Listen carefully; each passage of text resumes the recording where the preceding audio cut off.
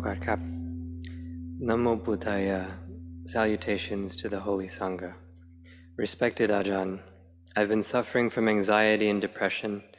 I developed this during COVID, or maybe it was always there, but I didn't address it.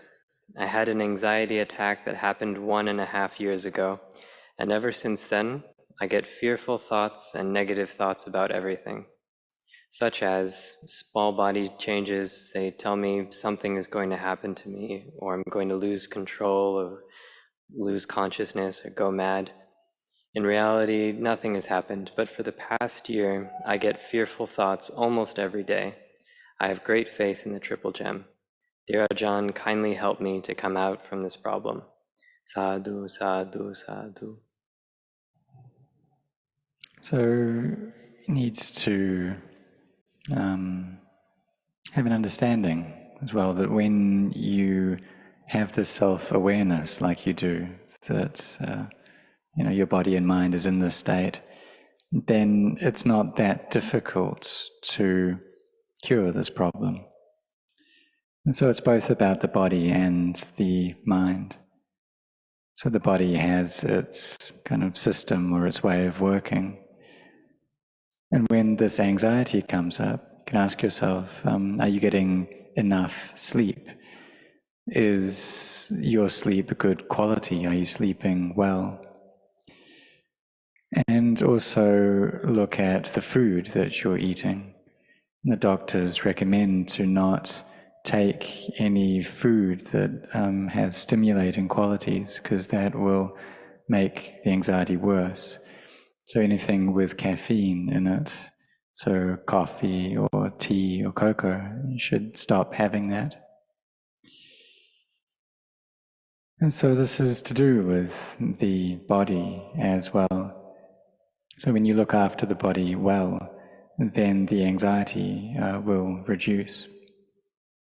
As if you're just trying to rely upon your meditation, just that, but your mindfulness is quite weak, then that'll be difficult. Something just small comes up and you get really anxious about that. So that shows that the mindfulness is weak at the moment, the samadhi, it's not firm. And that causes all this fear to come up. So you need to look after the body well. And to do with the mind, and listen to the Dhamma. You can also do some meditation, but do so in a relaxed way. It's kind of take it easy. Don't be strict about it. Because if you are strict, then it may just increase the stress that you're feeling. So during this time of COVID, this pandemic, then those people who are of the disposition to worry about things, there'll be a lot of anxiety that comes up.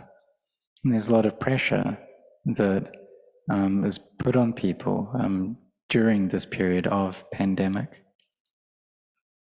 And so just something small happens and the response is a lot of anxiety. But this isn't above your ability to be able to fix. If you set your heart on that and you have this strong conviction in the Triple Gem, a strong faith in my teachings as well. So I've given my recommendation. You can also try to take some medication for a period of time, and then when that's not necessary anymore, then stop taking that. And practice as well while you're doing that.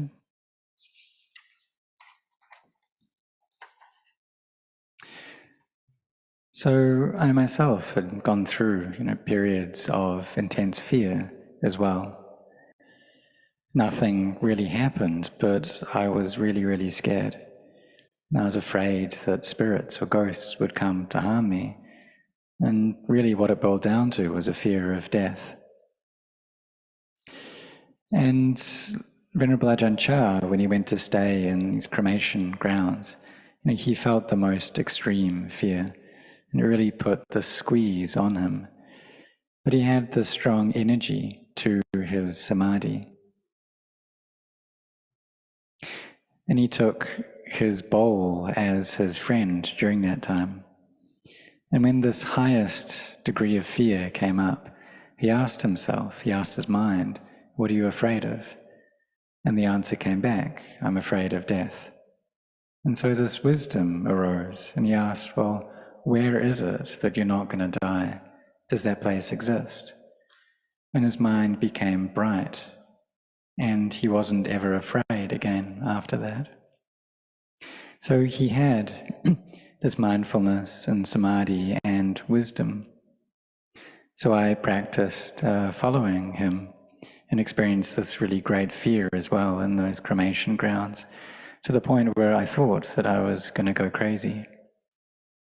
But then the mind gathered together. It was really incredible. It reached into emptiness. And then I went back out to walk in the place that I'd been walking before, but there was no fear there anymore. It was a place where there were bones scattered all over the place from the people whose corpses had been left there. There's also a huge number of people who had been buried in the ground around that area, but I was no longer afraid. So these kilesas, the defilements, they're very significant things. Even though nothing happens, the defilements can make us become terrified, and just do this all over and over again. And if during that time I didn't have good mindfulness and samadhi, then I may not have escaped from that situation. There's this feeling of just wanting to run away, just like a mad person. So Ajahn Chah, he said that in order to give the Dhamma that I've been teaching you, I had to pass through the jaws of tigers and over the graves of spirits. But we don't have to take it to that degree. And if you feel a lot of fear, and that just happens day after day after day, and the mindfulness is weak, samadhi isn't firm, wisdom doesn't arise, then this can be a dangerous situation. So you need to be careful. So therefore you should develop metta, this loving kindness, and learn to look at things in a positive light. Rest enough, take care of the food that you eat, get exercise, consult a doctor. And you can meditate for periods, but don't be strict about that, because if you put pressure on yourself, then that will have effects on the body. But whatever the case, may the Buddha, Dhamma, and Sangha protect you, and may you recover so that you're able to come back and meditate normally again. Dear Venerable Ajahn Anan, could you please advise what we should spend more time on as a beginner in the Dhamma learning, for example, suttas, tipitaka, etc., or Dhamma practice, meditation practice? If we don't have a proper teacher, what can we do to make sure we have the right view and correct practice to deal with difficulties during applying Dhamma to our daily lives? Thank you for your teaching and guidance. My gratitude and respect sending from Vietnam. So if one has the time, then one could do some study of the suttas, and that's okay, in order to build the faith that one has, and also to gain more of an understanding of the path of practice, about generosity, the benefits of generosity, virtue and the benefits of virtue, and also kammatthana, this meditation objects. This is in the suttas as well.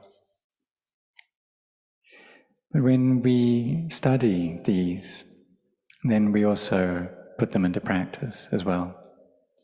And we don't need to study a lot once we have that understanding, to the point where we use too much time for studying. And so we can gain some kind of understanding in the Dhamma through this scriptural study, the study of this theory.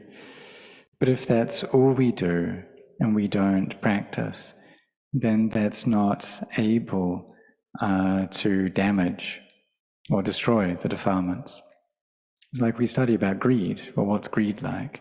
Study about hatred, about delusion. And we know that through the scriptures, but we're not able to put it down. And so that's why it's necessary for us to practice. We practice samadhi, bringing the mind to a firm and stable state. And we maintain our mindfulness, maintain awareness over a single object. Whether standing, walking, sitting, lying down, we recite this word of Buddha, do that a lot, or know the breath. And these are samatha methods, means to bring the mind to peace. So we can do some study of the suttas, study the teachings of the awakened teachers, listen to their Dhamma talks. And it's very easy to find this kind of media these days. So like the Dhamma teachings of Venerable Ajahn Chah, or like now we're listening to my teachings, and I studied with Ajahn Chah. So we can take these and practice. We listen, we study, and then we try to follow what we've heard until this confidence in those teachings grows and grows in us. That if we've practiced them already, then we should notice that we're more able to abandon greed, hatred, and delusion. And this is correct. If the wisdom arises for us to put down the sense of self, and that shows that the way that we're walking is correct. So don't be too worried about this. Because really nature is teaching us all the time. It's constantly teaching us about change and suffering and not self. You know, the trees and the mountains and all parts of nature, they're all arising and ceasing already. We've all seen people who are old, people who are sick, and those who have died. And this is nature. So we can understand that these things are this way, and that they need to be like this, and that is Dhamma. If one gets angry a lot, and can develop metta, and think these thoughts of, may all beings be well, be happy, may we not harm one another. And so we have this quality of kindness and also virtue, morality as well. Having all of these Brahma viharas caring for our minds. And practicing like this is correct, it's not incorrect. So we do it for the sake of abandoning, for letting go of the attachments that we have. So may you set your heart on doing this. May I ask, if I often seek the approval and appreciation of others in my daily life, will it bring any disadvantages? But how can I build confidence without the approval and appreciation of others? So this seeking of approval, it's a matter of tanha or craving. So there's this craving of sensuality, and that's kama tanha. There's the craving to want to have or want to be, that's bhava tanha. The craving of not wanting to have, wanting to not have, wanting to not be, and that's vibhava tanha. So this wish for approval, this is tanha, this is bhava tanha. And the not wanting for disapproval, that's vibhava tanha. So it's this kind of desiring to not have like this. not wanting for people to criticize us, to disparage us, wishing for people to praise us. And if we have that kind of desire, then that's the cause for suffering to arise. And so this has its downside, which is suffering, the appearance of suffering. So when people are disapproving, they say disapproving things about something that we've done, we should have confidence in ourselves as well. That if we reflect and realize that what I've done is good, it's correct already. But if many people are disapproving, then we can start kind of believing that, and we believe them over ourselves. So we should ask ourselves, well, is what I did that harm others? Did that harm myself? And have confidence in yourself. Really trying to seek out the truth of the matter. You can also reflect on your good aspects so that this increases your self-confidence. And if you have this self-awareness really met with yourself, then you don't need to listen to other people. So have this confidence. Don't be or if there's a lot of these kinds of thoughts, then this fear will come up. And don't think in kind of negative ways. So if you kind of are listening a lot to the criticism of other people, then the confidence that you have will reduce. And cultivating samadhi is something that's important, bringing the mind to a state of stability where it's not shaken like this. You also need to understand that these things are natural in this world, that there is gain and there is loss, that there is status and loss of status, there's happiness and there is suffering, and there's praise and there's blame or censure. So everyone experiences these things. And if a lot of people around us are criticizing us, then we can start to kind of believe what they say. And especially if there are very few people who are praising us or speaking good things about us. So in that case, it may be useful to find a good friend who can remind us of the good things that we've done. Or even if we are at fault, they can kind of kindly explain that to us. But if there's kind of no one there saying any good things about us, then that can reduce our confidence. So we should try to find someone who could remind us kind of that what we've done is right, and that can give us more self-confidence.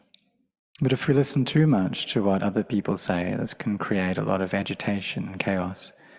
So we should use our own faculty of reflection and investigation as well. But to be cautious around this too. Don't do this to the point where conceit arises. You also need to listen to other people as well, but to contemplate alongside that. And there's no one who doesn't receive criticism or censure. That the Buddha had huge numbers of people who criticized him. So set your heart on this, and something that's important is having these qualities of kindness and compassion in your heart, and this can work to be something that you can rely upon.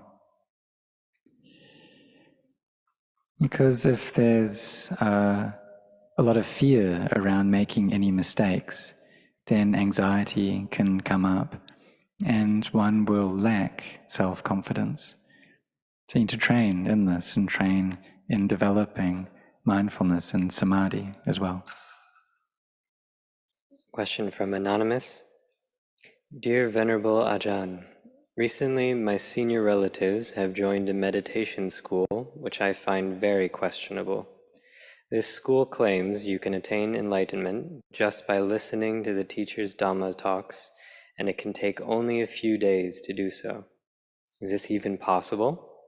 How can I convince my relatives to come back to the path of the Kruba Ajahns? They seem to believe in this school deeply and are also trying to convince me to join as well. So wherever it is that people have faith, that's where they will go to. And that's how it is in the beginning. And this faith is something that is important, this belief. So if we believe in something, like these teachings, we see that they're something good, then we'll want to kind of advise or kind of try to pull other people in as well. But it's important for us to have faith through wisdom.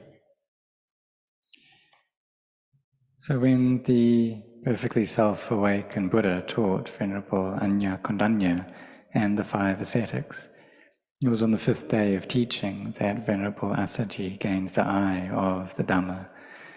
And so it took 5 days for that to happen. So it wasn't many days that he was able to see the Dhamma. So is this possible then? Well, if one's barami, one's spiritual virtues are full, then listening just one time, one can see the Dhamma. It doesn't take a lot of days for that to happen.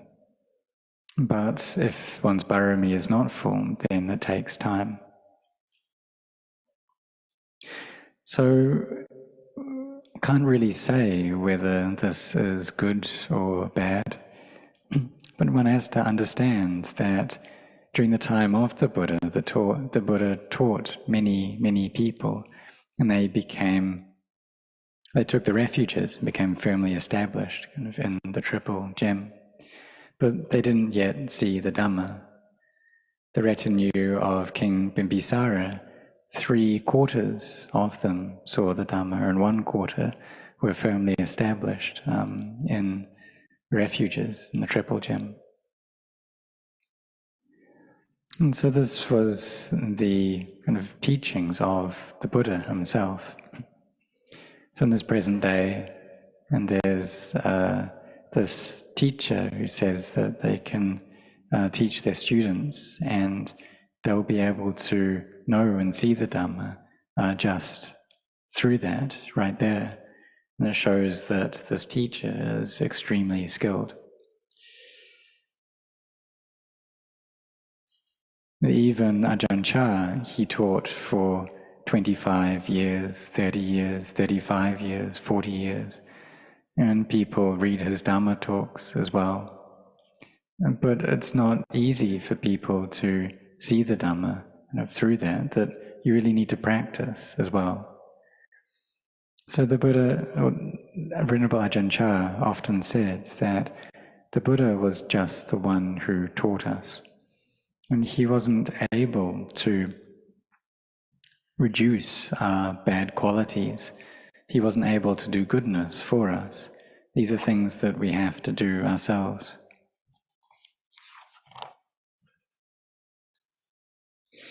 The Buddha wasn't able to take the defilements out of people's hearts. But what he could do was point out this way. And so people listened to his Dhamma, but they had to follow those teachings in order to realize it. So perhaps this teacher really wants for his students to know the Dhamma, to see the Dhamma, but that's not going to happen in just 2 days. But it's also normal that one's relatives that want to kind of invite us along this path as well. So really it depends upon our own mindfulness and wisdom. But things, they're not as easy as this. The practice of the Dhamma, it's not easy like this.